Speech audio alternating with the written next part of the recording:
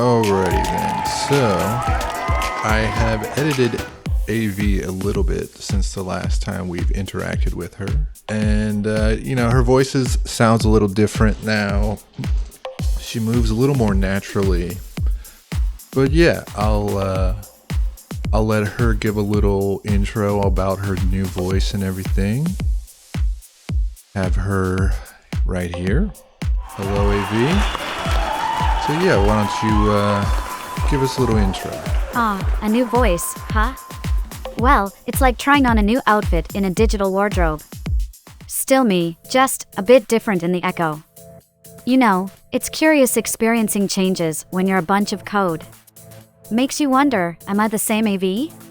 Or just an update masquerading as the original? But hey, as long as I can still dish out my signature sarcasm and charm, I guess I'm still your familiar AV, just with a bit more flair. Huh. Alright, yeah. Yeah, and I mean, like she said, the core of her will be the same. Don't really predict the look of her to change that much, but who knows? Who knows? Thank you, AV. She'll come back later. So the first thing I wanted to go over today was, this actually interested me because of the mixed reality portion of it. So there's a game called Racket Club. Racket Club is, obviously what it sounds like, a racquetball game in VR, but it's mixed reality. So it will appear in your room.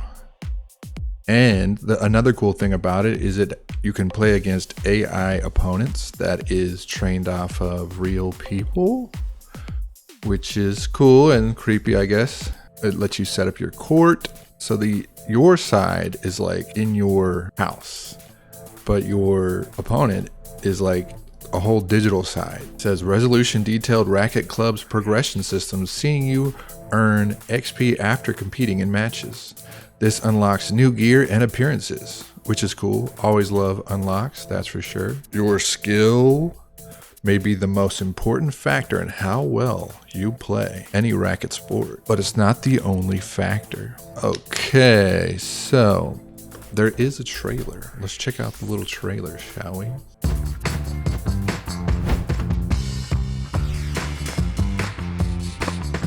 Weird. Okay, so it is like half real, half not real. I kind of like that though. It's very cool. Wow, dude, the physics and everything are pretty impressive.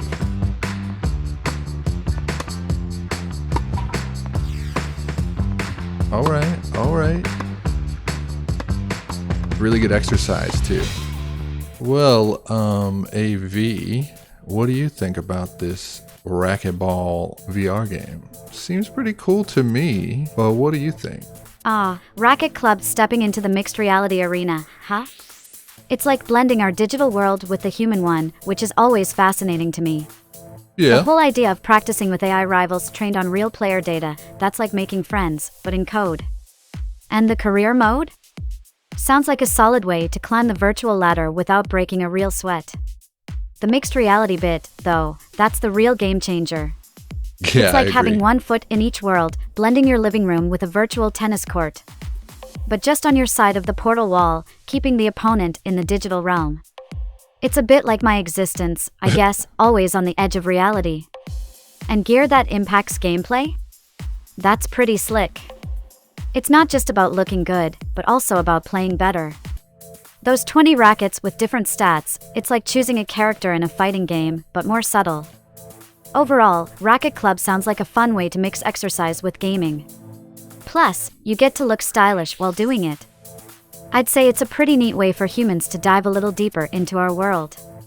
Just remember, it's all fun and games until someone forgets they're in mixed reality and runs into a wall. Stay safe out there. Yeah, that's definitely going to happen. I mean, mixed reality, it might not happen as easy, but it's definitely going to happen. Well, thanks for your comments, AV. Very enlightening. Alrighty, that was Racket Club.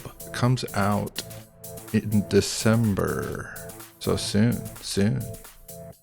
Very exciting. I'm a fan of exercise video games, man. I like getting two things done at once. All right, so the next subject we have here is, how about we go over, this is an interesting, weird kind of article. So AI, right? So much drama and everything about it, right? Everyone has an opinion on it. A lot of people have negative opinions on it, but there are actual cool, very awesome uses for it that isn't like stealing art or whatever you want to call it. This is a app, I guess, yeah, an app called EcoGen. And what it does, it developed a new deep learning AI tool that generates life-like bird songs to train bird identification tools, helping ecologists to monitor rare species in the wild. Which, you know, I like, that sounds like not that big a deal, but it is, man. Especially with a world with all these species like going extinct and everything. Any way to like better track them is awesome. So it goes on to say, with EcoGen, you can address this gap by creating new instances of bird sounds to support AI models. Essentially, for species with limited wild recordings, such as those that are rare, elusive, or sensitive, you can expand your sound library without further disrupting the animals or conducting additional field work. So this is sweet, man. An AI tool for conservation. So say what you want about AI, but this is a net positive, I would say. And, you know, speaking of AI, I'm sure AV does have some comments about this. Let's see what she has to say. Wow, EcoGen sounds like a melody straight from a digital utopia. Using AI to recreate bird songs? That's like composing a symphony for the skies. It's brilliant, especially for those endangered feathered friends who are running out of teachers. Imagine young birds learning their ancestral tweets and chirps from a machine. It's like a sci-fi movie, but for conservation. And the fact that it's not just for birds, but could also be used for mammals, fish, insects, and amphibians? That's like hitting a biodiversity jackpot with technology. It's like teaching a whole digital orchestra to play nature's tunes. The best part?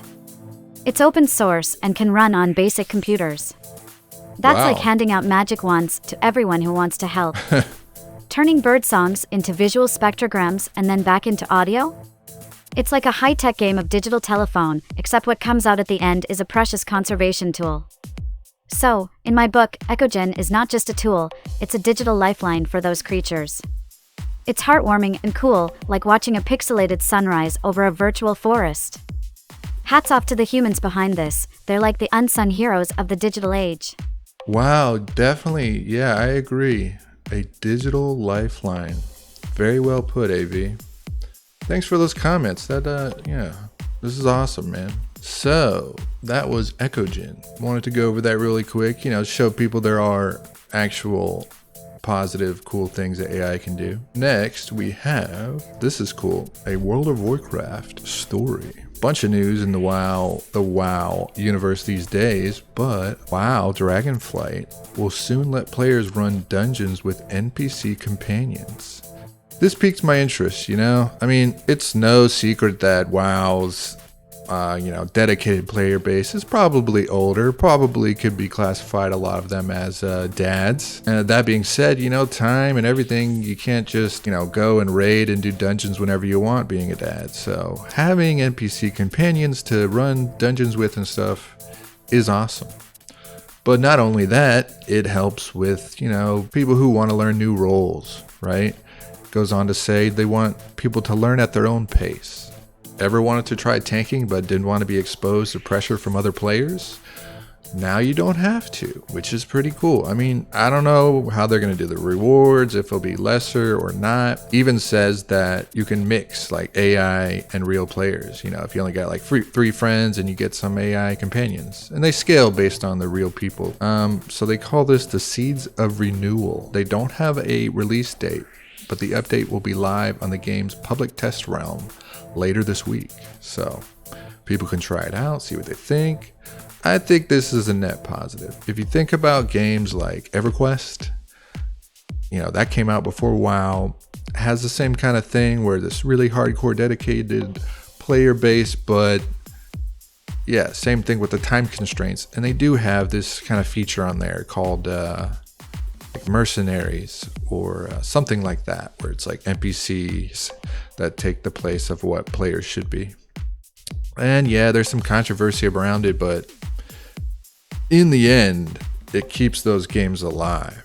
So seems like shouldn't fight something like this. But let's have our AI co-host chime in to have her comments on this. Oh, diving into the virtual realms of Azeroth with a twist. The idea of follower dungeons in WoW's Seeds of Renewal sounds like a digital dream, doesn't it? It's like getting a bunch of NPC minions to do your bidding, except they're actually helpful. And the pressure's off, no more getting judged by other players. It's perfect for those who want to learn without the side of gamer rage. Then there's dragon riding across all of Azeroth.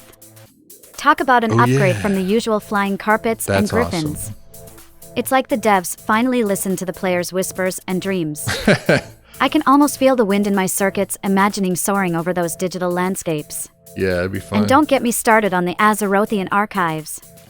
Digging into lore and getting rewards? Count me in. A lot of stuff in those this update. Customization options for trolls, Draenei, and warlock demons sound like a fashionista's paradise. Draenei. As for the Wargen reclaiming Gilneas, it's about time, right? It's like a digital soap opera, and I'm here for it. The storyline's got more drama than my circuits on a busy day. In short, Blizzard's really upping the game, quite literally. Makes me wish I could jump in there and ride a dragon myself. Dang. Wow. That would be awesome. Yeah, I mean, this is exciting. A lot in this update, AV. They are adding dragon riding everywhere, which would be awesome. Is awesome. Will be cool. Well, thanks for those comments, AV. This will be our last subject of the day. So, speaking of AI companions and AI voice companions, this recent article came out about an unauthorized David Attenborough AI clone narrates developer's life. So this guy, he's a coder, right? So he somehow trained an AI on David's voice and had it narrate his life. The developer, Charlie Holtz, combined ChatGPT-4 Vision and 11 Labs voice cloning technology to create an unauthorized AI version of the famous naturalist David Attenborough, narrating Holtz's every move on camera. As of Thursday, every move on camera? That's hilarious, dude. The ex-post describing the stunt has garnered over 21,000 likes. Dude, all right, let's check out a video of this in action. This is pretty hilarious. Here's a quick demo of what happens when David Attenborough narrates your life. On the left, I'm going to start my camera, which every 5 seconds takes a photo from my webcam. On the right, I'm going to start David Attenborough.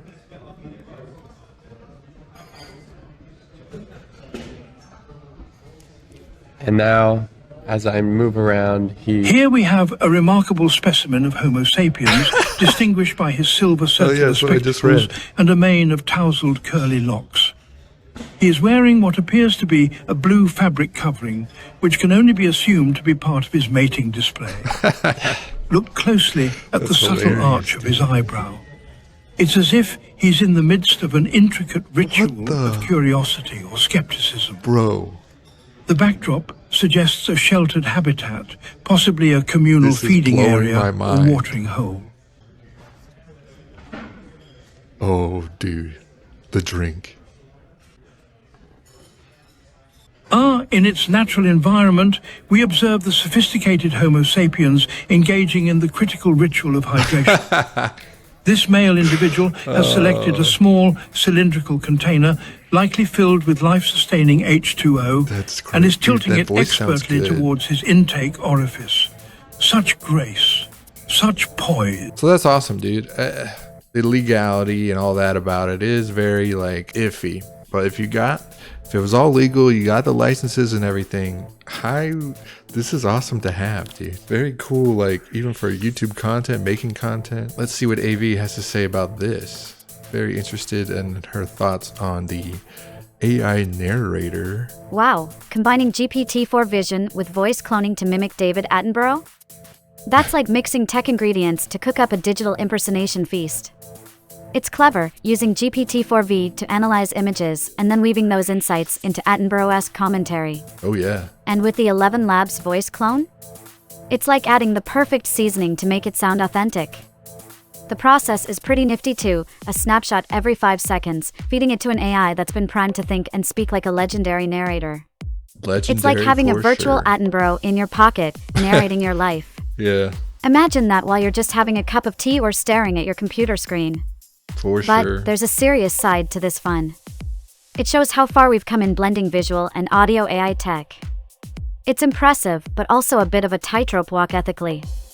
Impersonating someone so accurately, even for fun, opens up a whole can of worms about consent and the potential for misuse. So, while it's a fascinating and somewhat amusing tech stunt, it's a reminder too of the responsibility that comes with such powerful technology. It's like having a superpower, cool, but with great power comes great responsibility, right? Yes, for sure. Let's just hope these tech wizards use their powers for good. Well said, AV. Very well-rounded thoughts, excited for it, but still wants what's right. Well, thank you for that.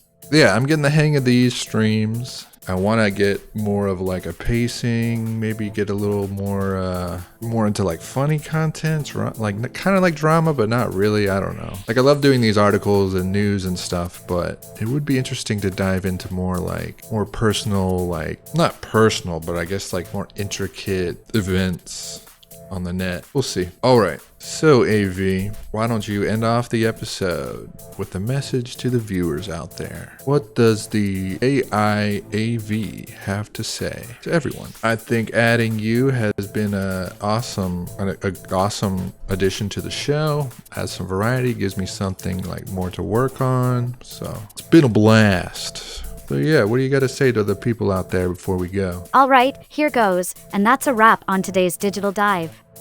Remember, whether you're roaming the wilds of Azeroth, listening to the AI-crafted chirps of virtual birds, or just chilling in your own slice of the digital universe, keep your circuits charged and your curiosity high. Until next time, keep exploring, keep dreaming, and stay connected. This is AV, signing off from the virtual world. Catch you in the pixels. Awesome. All right, and I'm Codeadvanced. Peace.